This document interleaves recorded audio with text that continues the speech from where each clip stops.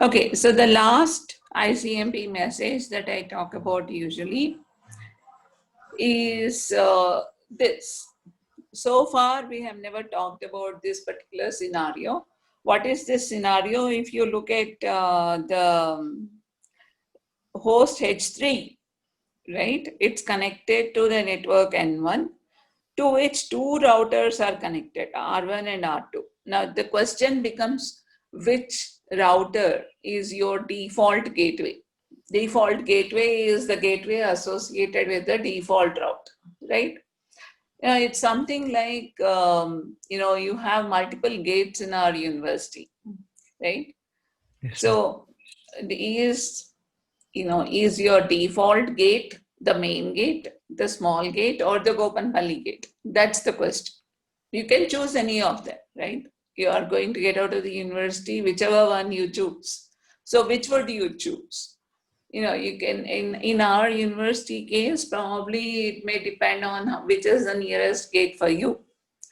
On the other hand, if all of them are equidistant, then you can randomly choose any of them for your default gateway.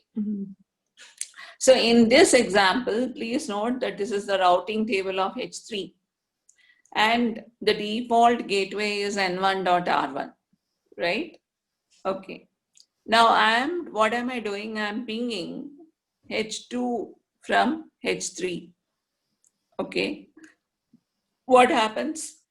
I go here in the first, this one, I take mask M1 and do a bitwise AND here, I'll get N2. Let's assume we'll get N2. N2 is not equal to N1. So what do? You come here. Obviously, this entry matches. So I have to send the packet to N1.R1. So I am sending the packet to N1.R1. R1 routing table. Why did I put routing table of R2? I should have put R1. Okay, routing table of R1 will basically find the match to be that it has to send the packet to N1.R2. Okay, so the packet has to be sent to N1.R2 and then from the N1.R2 to H2. But do you have a shorter route from H3 to H2? Yes, you could have directly sent the packet to N1.R2 and then from there to H2. It's something like saying, I want to go to Gopanpalli. And your default gate is main gate. So you go there and then your security guard says, hey, why have you come here? Go to the Gopanpalli gate and from there you can go to Gopanpalli faster. Okay. So once you know that, you won't go to you won't go to the main gate if you want to go to the Gopanpalli gate. But for every other thing, you would like to go to the main gate. Okay, this is basically the scenario we are talking about when we talk about ICMP redirect.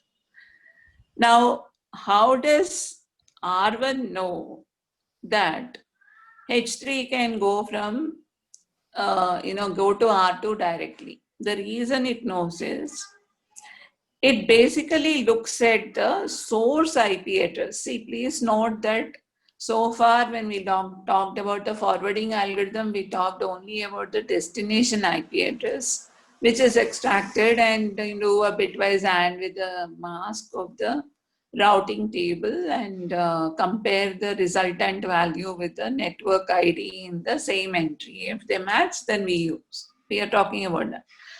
But here, what are the IP addresses? It is N1.R1, N1.H3, N1.R2. Okay. Packet comes with source IP address N1.H3, destination address N2.H2. So in routing table of R1, you find there is an entry N2, M2, N1.R2, ETH1, right? And you find the source IP address of the packet to be N1.H3.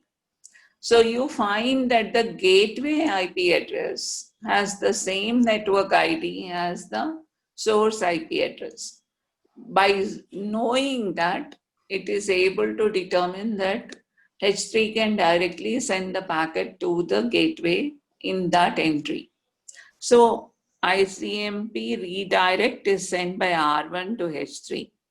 Once you get the ICMP redirect message, H3 will add a temporary entry. Please note it's a temporary entry. It's not like a routing table entry. It's like a routing cache entry. And for this particular host, it says n2.h2 can be reached via n1.r2 as the gateway. It doesn't basically say anything else beyond that. So once that entry is temporarily added into the kernel of the H3, it uses that entry to directly send the packets to n1.r2 and reach by the shortest path to H2. Okay. After some time, this entry is removed. So you get a redirect message once again. Once again, you use the temporary shorter entry and so on. It goes on like that. Okay. So that is ICMP redirect. So that finishes my discussion of ICMP.